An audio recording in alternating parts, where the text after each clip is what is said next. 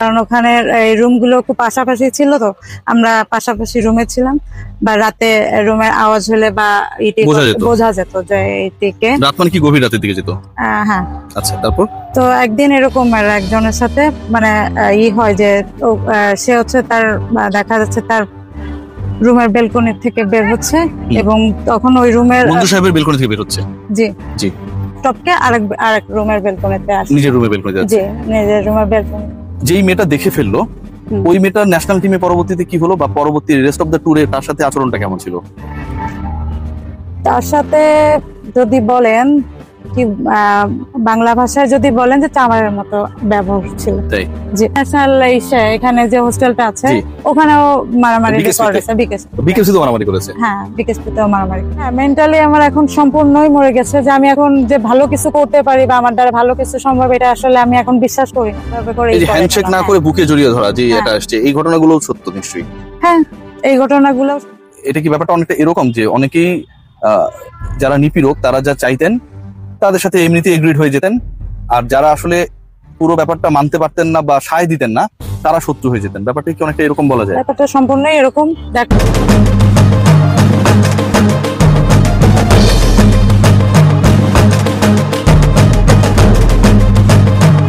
Zimbabwe আসলে একটা ঘটনা যদি বলে, এটা আসলে আমি খুবই লজ্জিত ঘটনা এখন এইভাবে করে মিডিয়াতে আমাকে বলা লাগতেছে।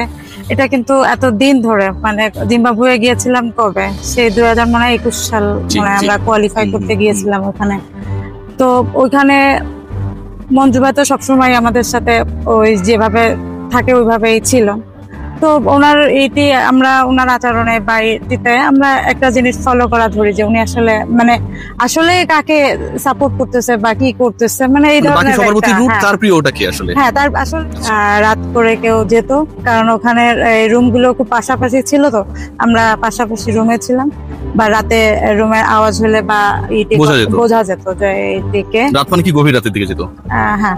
আচ্ছা, তারপর তো একদিন এরকম একজনের সাথে মানে হয় যে সে হচ্ছে তার দেখা যাচ্ছে তার রুমের বেলকনি থেকে বের হচ্ছে, এবং তখন ওই রুমের বন্ধু সাহেবের বেলকনি থেকে বের হচ্ছে। জি জি। টপকে আরেক রুমের বেলকনিতে আসে। নিজের রুমের বেলকনিতে যাচ্ছে। জি, নিজের রুমের বেলকনিতে যাচ্ছে, এবং সেটা অনেক গভীর রাত ছিল, এবং অ্যাকচুয়ালি কে দেখেছে বা কি এটা নাম বলা দরকার নেই, তার কি হলো ভবিষ্যতে যেই মেয়েটা দেখলো কে ছিল আমি সেটাও বলতে পারছি না, বলা দরকার নেই। হ্যাঁ, তো এইটা যে তার রুমে মেয়েরা যেত। আচ্ছা, যেই মেয়েটা দেখে ফেললো, ওই মেয়েটার ন্যাশনাল টিমে পরবর্তীতে কি হলো, বা পরবর্তী রেস্ট অফ দ্য ট্যুরে তার সাথে আচরণটা কেমন ছিল? তার সাথে যদি বলেন কি বাংলা ভাষায় যদি বলেন যে চামারের মতো ব্যবহার ছিল। যে একমাত্র ওই ট্যুর থেকে যে ওই মেয়েটাকে যে পরিমাণ মেন্টালি প্রেসার হ্যারাস করা হয়েছে, মেন্টালি ভাবে, যে কারণ সে জিনিসটা দেখে ফেলেছে, তা এটা আসলে বলার। বেলকনি টপকে বের হতে দেখলো গভীর রাতে, সেই মেয়েটার উপর তো অনেক টর্চারের কথা আপনি বললেন। তাকে গালিগালাজ করা হয়েছিল ভবিষ্যতে যে সময়টা তার সাথে ফেস টু ফেস হয়েছে, বা ন্যাশনাল টিমে সে কি আর পরে সুযোগ পেয়েছিল কিনা? না, সে তো ওই ক্যাম্পের পরে আর ওইভাবে করে ন্যাশনাল টিমে সুযোগ পায়নি। আচ্ছা। এবং তাকে ওই মাঠের মধ্যে মানে সাইডে তাকে কুত্তার বাচ্চা বলে একটা গালি দিয়েছিল, এবং ওটার দেখা যাচ্ছে যে ও তো একটু অন্যরকম, ওটাকে কিন্তু সহ্য করতে পারছিল না। ও কিন্তু হাতে বোতল ছিল, ও কিন্তু বোতল ছুঁড়ে মেরেছে। তাই? এত ভয়াবহ ঘটনা ঘটেছে। আমি একটু জানতে চাই আপনাদের, বোতল তার গায়ে ছুঁড়ে মারেনি, মানে নিচে মাটিতে। হ্যাঁ, এটা কি ব্যাপারটা অনেকটা এরকম যে অনেকেই যারা নিপীড়ক তারা যা চাইতেন তাদের সাথে এমনিতে এগ্রিড হয়ে যেতেন, আর যারা আসলে পুরো ব্যাপারটা মানতে পারতেন না বা সায় দিতেন না তারা শত্রু হয়ে যেতেন? ব্যাপারটা কি অনেকটা এরকম বলা যায়? ব্যাপারটা সম্পূর্ণই এরকম। দেখা যাচ্ছে যে যারা তার কথা শুনতেছেন তারা তার কাছে খুবই ভালো, যারা দেখা যাচ্ছে তার সাথে একটু যদি 19-20 হয়ে যায় যে তার কথা শুনছে না, বা মানে অনেকটা ইচ্ছা পূরণও বলতে পারেন, বা তার কথা শুনছে না, বা সে যদি বলে ডানে যেতে, যদি বলে যে কেনটুকুও তার সামনে আমরা উচ্চারণ করতে পারতাম না।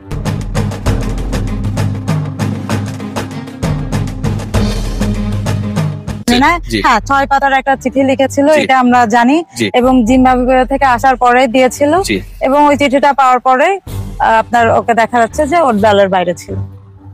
মানে জাহানারা আলম এই চিঠিটা দেওয়ার পরে মানে ওর উপর আরো বেশি মানে একে তো জিম্বাবুয়ে এবং সিলেটে আমাদের একটা ক্যাম্প হয়, ওখানে ইসার আপনার সাউথ আফ্রিকায় এই টিম আসে, তো সে সময় দেখা যাচ্ছে জাহানারা এবং কুবরার উপর খুব অন্যরকমের মানে ওরা যে টিমের প্লেয়ার বা ওরা যে ন্যাশনাল টিমের খেলোয়াড় একটা রেসপেক্ট আলাদা থাকবে, ওদের সবসময় অনেক দেখা যাচ্ছে আলাদা ভাবে রাখতো, ড্রেসিং রুমের উপরে থাকতে হতো, ওদের মানে ভেতরে যেতে দিত না, ওদের প্র্যাকটিস পর্যন্ত ঠিক মতো করতে দিত না। এই ঘটনাগুলো ন্যাশনাল টিমে ঘটেছে জাস্ট আফটার লিভিং দ্য কথা বলা পছন্দ করতো, এটা একটা ওনার আমার কাছে ব্যাড হ্যাবিট মনে হতো। আর একটা ব্যাড হ্যাবিট যে আমরা যে মেয়ে মানুষ, এটা হয়তোবা উনি ফ্র্যাঙ্কলি বলতে পারেন, অথবা উনি তো অ্যাকচুয়ালি যে ফ্র্যাঙ্কলিটা কথা বলছি বা যেভাবে আমাদের ফ্রেন্ড হওয়ার কথা, উনি তো আসলে আমাদের ফ্রেন্ড না, উনি আমার ভাইও না, কোচও না। হ্যাঁ, আমার কোচও না, মানে উনি তো এমনি অল ইন অল ছিল টিমের মধ্যে, ওটা আলাদা ইস্যু। বাট এখন যেটার ব্যাপারে কথা বলছিলাম, মানে উনি আমাদের যে ধরে ধরে কথা বলতো বা যেভাবে এইভাবে ক্লোজলি যে কথা বলতো, এটা আসলে না ধরে আসলে কথা বলতে কষ্ট হতো, ওনার আসলে রাইট নাই। উনি আসলে হাঁটার মধ্যেও দেখা যাচ্ছে পাশ দিয়ে হাঁটতেছে, এরকম ধরে হাঁটতেছে, বা আপনার পেছন থেকে হঠাৎ এসে দেখা যাচ্ছে দুই কাঁধের উপর যেরকম দেখিয়েছে জাহানারা, অ্যাকচুয়ালি এরকম কাজগুলো করেছে উনি।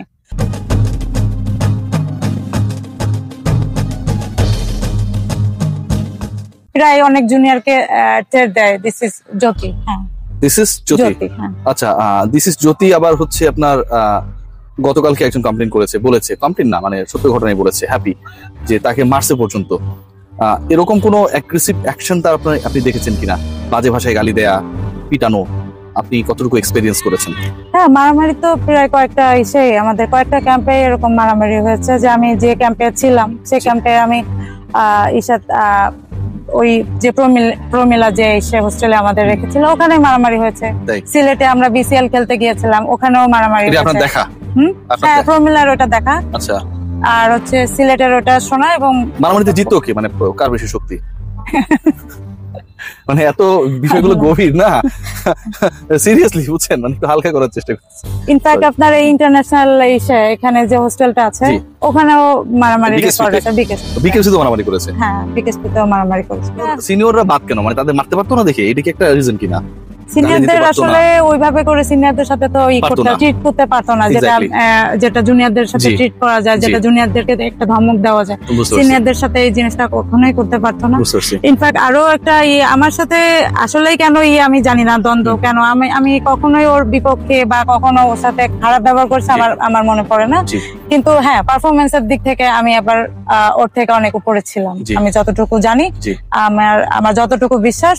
এবং আমার পারফরমেন্স দেখা যাচ্ছে আমি যদি ওখানে করতাম, তখন আমার পারফরমেন্সে ও অনেকগুলো দেখা যাচ্ছে প্লেয়ার অফ দ্য ম্যাচ থেকে বঞ্চিত হয়। ক্যাপ্টেন ক্যান্ডিডেটদেরকে নিয়ে অথবা যারা ক্যাপ্টেন্সি করতে পারে সে ছাড়া তাদেরকে নিয়েই প্রবলেমটা, আই থিঙ্ক। এই জায়গাটায় পুরোপুরি সায় দিয়ে গেছে হচ্ছে সেই সিন্ডিকেট যারা আসলে এগুলোকে অ্যালাউ করেছিল, আমরা তো বলতে পারি। এমন ভাবে আমাদেরকে ওনারা কাট আপ করে সাইডে রেখেছে, এমন ভাবে আমাদের ক্যারেক্টার বা আমাদের লাইফ স্টাইল চেঞ্জ করে, মানে আপনি এমন সাইডে রেখেছে যে এখন আপনি খুঁজলেও আমাদেরকে পাবেন। যে আমি যে লাইফে এত কিছু, এত অর্জন আমার, হ্যাঁ, আমার এটুকুগুলো কোনো কিছুই নাই এখন। মানে আমি এখন মানে যে একটু সচ্ছলে খেলবো, যে আমি প্র্যাকটিস করি, যে আমি খেলবো, একটা শট আমার এখন অ্যাপ্লাই করতে ভয় লাগে। মনটা কি মরে গেছে আপু বাই এনি চান্স? মানে খেলার প্রতি যে বাসনা, স্বপ্ন, এবং ছোটবেলায় বোঝার পর থেকে তো ক্রিকেট খেলেছেন, এখনো খেলছেন, লাইফে অন্য কোনো কিছু তো আসলে খুব বেশি আসার সময় পাইনি না। মানে ওই জায়গা থেকে কি মনটা কি মৃত হয়ে গেছে কিনা? মানে ফিজিক্যালি হয়তো আমরা দেখছি আপনারা কেউ বা অন্য ক্রিকেটারদেরকে যা অ্যালাইভ আপনারা, বাট মেন্টালি কি অনেকই মরে গেছে কিনা? হ্যাঁ, মেন্টালি আমার এখন সম্পূর্ণই মরে গেছে। যে আমি এখন যে ভালো কিছু করতে পারি বা আমার দ্বারা ভালো কিছু সম্ভব, এটা আসলে আমি এখন বিশ্বাস করি না। এখন আমাকে দেখে অনেকে বলে যে তুমি এত ভালো ক্রিকেট খেলো, বা তোমার সেই আগে সেই রোলটা কোথায়। আমি কেমন করে বোঝাবো যে আমি এখন চাইলেও মানে আমি ফোকাস করতে পারি না। আমার যখনই আমি এই সমস্ত কিছু চেহারা আমার চোখের সামনে দেখে আমি খেলতে পারি না।